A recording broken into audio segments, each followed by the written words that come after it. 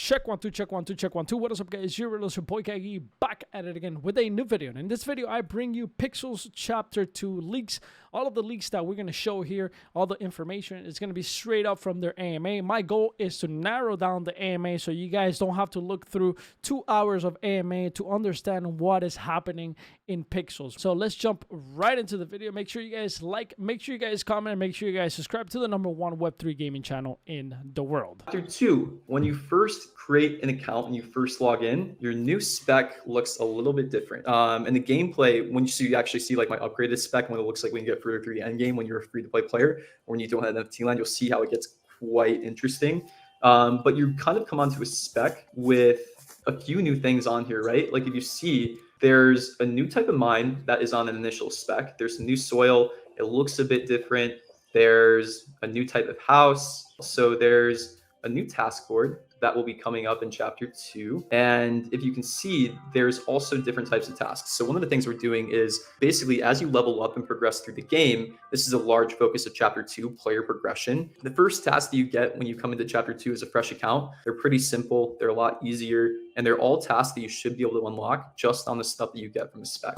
This is actually really, really good because a lot of people that are actually new to Pixels, they ask me about the task board, and a lot of things that they get in their task when they go to Hazel is that they don't know. They don't know what to do. They don't know what's next. Some of these things are higher level than what they actually can deliver. So as you can see, these orders right here are basically things that you can actually do within your own spec. So basically you are assured that you can deliver this stuff, right? Here's the easiest way to describe it, right? So new task board, basically, when you come to my task board now, I'm a higher level inside of the game now, right? So if you look at my levels, again, I'm like mostly 90s inside of the game. 90 is going to be a really hard level to get to. I don't think anybody's level 90 in anything right now. But if you can see, my task board has a lot different tasks inside of the game now. And you can look, there's different tiers associated with all of these tasks on my board. There's tier 2, there's tier 3, there's tier 5, there's tier 4. But basically, the better tasks are going to be the higher tier tasks. And you're actually only able to get up to tier 2 on the spec. So for some context, right now, this is how specs look, right?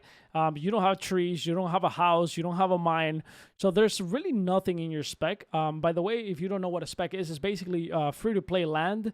And, you know, this is kind of like your space for you to do different things within the game.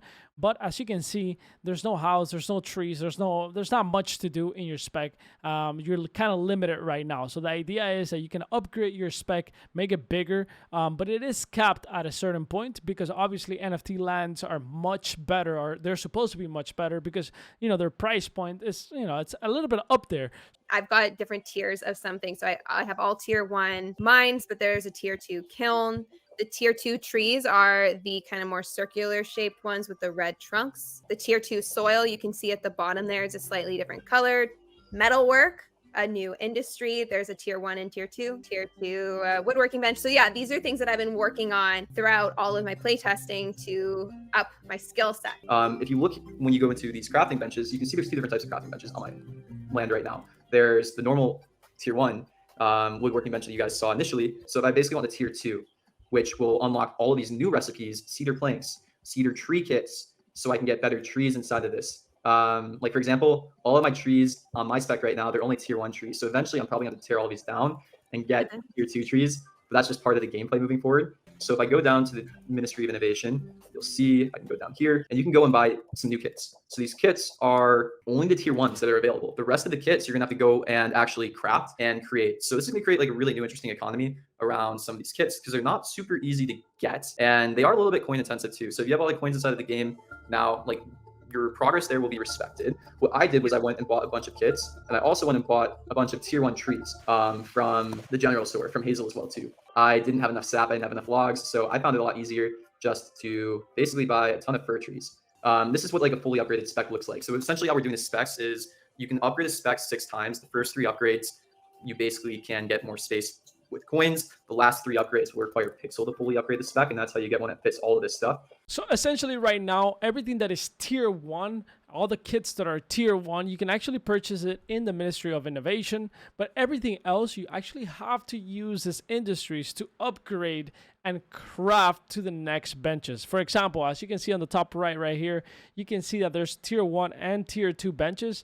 That's basically the process. As you can see right here, you can see improved woodworking kit, tier 2. You're basically crafting it inside the tier 1. Essentially, this is going to happen with every single industry. If you want to get to the next level, you're going to be able to craft it inside the tier 1 of that industry. As you can see right here, we got a tier 1 kiln, and this is a tier 2. So I imagine inside the tier 1 kiln, you can craft the tier 2 and so on. I want to basically build another tier 2 kiln, because the tier 2 kiln, what it unlocks is some pretty cool stuff. It unlocks more tier 2 mines. So here, I'm going to add some logs to this.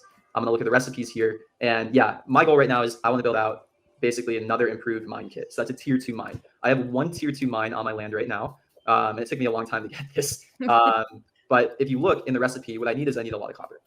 And then when you come into the NFT land, it starts to make sense too. So here's in NFT land, they've started to add some different types of industries on. But if you look, basically there's different tiers of all of these resources and all of these different resource generators. So there's tier 1, tier 2, tier 3, and tier 4. These are quite hard to get, but basically the tier 4, it starts to unlock different tools. So the tools are actually quite important because you need to progress through the tools as well. Like getting iron shears, it's going to take you some time, and you're actually going to have to level up quite high to get this. That's going to unlock the tier 4 resources for you to be able to farm. So yeah, same thing here with some of the kilns. There's the whole upgrade loop behind that as well. Basically resources that get you along the way. That's a tier 1. That's a tier 3. And I think this is the tier 4. Yeah, and I saw a question just now in Discord. So if I have like a tier 4 pick, it will work on every other tier. So the high ones work on the low ones, but the low ones don't work on the high ones. So you're going to want to level those up. Approach that we're going to be going with the release of chapter 2 is we're going to get this stuff out sooner, and then we'll be doing content releases. I think the goal was at least every month we want to start releasing more content. So essentially we have like 3 or 4 more loops added to the game around stonecrafting, metalworking, upgrading your farms, upgrading specs. The guilds start to be like a really big part of the gameplay when we release chapter 2 as well. The next focus after that will be things like pet care. I think that's an initial loop that we're going to be trying to get out right after chapter 2, and the first thing we work on when it comes to the content pack. There's also a bunch of different cooking things that you can do as well too. Yeah, the gameplay is going to be a lot different moving forward, which is good because we need some changes there. All right, so in this second AMA, they talked about NFT lands. Essentially, NFT lands allow you to upgrade furthermore, right? There's tier 1, tier 2, tier 3, tier 4. So NFT lands allow you to upgrade more than specs. At some point, you have to transition from spec into an NFT land, not necessarily buy it, but interact with people that have NFT lands or guilds that have NFT lands so that you can actually gather those new resources from NFT lands. All right, so this is my farm, right? So we've got these fun little signs, which you'll be able to get also just to like make things super obvious if you want. But yeah, so I've got all 4 tiers of metalworking here, got all my mines. There will be different tiers of craftable boxes also. So look, we go all the way up to tier 5 and you get 5 rows. So there's lots of opportunities in here. And you might have just seen a little like, what is that? So we have this industry. It probably won't come in the very first release, but Luke did allude to it. So I will show you. It's called gem cutting, and I'm going to show you because it looks so cool. So this is the highest tier of the industry, and you just kind of chip away here and you cut your own beautiful gem. So my inventory is full, so I won't be able to collect it, but you can see that beautiful gem right there. You might see these little flowers coming around here. That's another maybe possible future release. I'm not sure if it's coming initially or not. Indoors. So we've got different tiers of stoves as well. I've got my own task board here. There's a little fun gameplay with your bed, which I'm still in a cooldown, so you won't be able to see, but you might be able to get a little bit of energy there. But you can see my bed is pretty ugly and pretty boring. Have a custom duvet that I've purchased. And yeah, you can like go in your bed.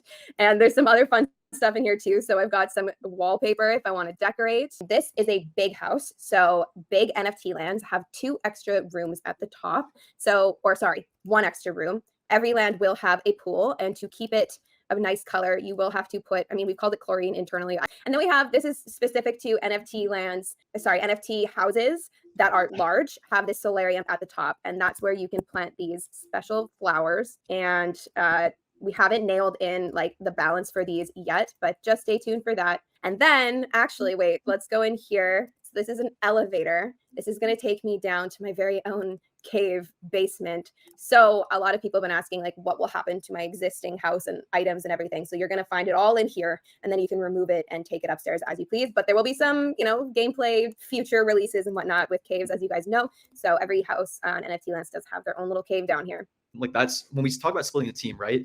Basically, we'll have people still working on live ops. So you'll still get these content packs, and that's kind of where the live ops team will focus on. Basically, more content you guys get access to that you guys can just like make videos about. It's like more fun gameplay. What I want to start focusing on too is more like single player story content and narrative, all this kind of stuff. So that's what that team will kind of just like full time do basically. So yeah, we've been kind of content starved, but that's one of the most that's like the most fun part of these games, I think. So starting to finally get some narrative, starting to get some like single player content too, and some more actionable steps to progress through the game as well. All right, ladies and gentlemen, I'm gonna leave it right there. I hope you guys enjoy this breakdown of what is coming to chapter 2. I'm sure more things are coming. There's a few more details in the AMAs. You guys can go to their YouTube channel and check that out if you guys want and go through the whole AMA. It's 2 hours, but I made sure that I gave you basically the foundation of what chapter 2 will look like. I'm really looking forward to the last thing that they showed, which is the caves. This is something that we see a lot in something like Stardew Valley. There's caves where you can go in, mine, kill some monsters, and maybe we get that later on. I'm really looking forward to that because we need something a little bit with more action in the game. It's definitely missing. But anyways, make sure you guys like, make sure you guys comment, make sure you guys subscribe to the channel. I'll see you guys next video, and I go live every single day at 4 p.m. Eastern Time, 8 p.m. UTC. I'll see you guys in the live and next video. Peace.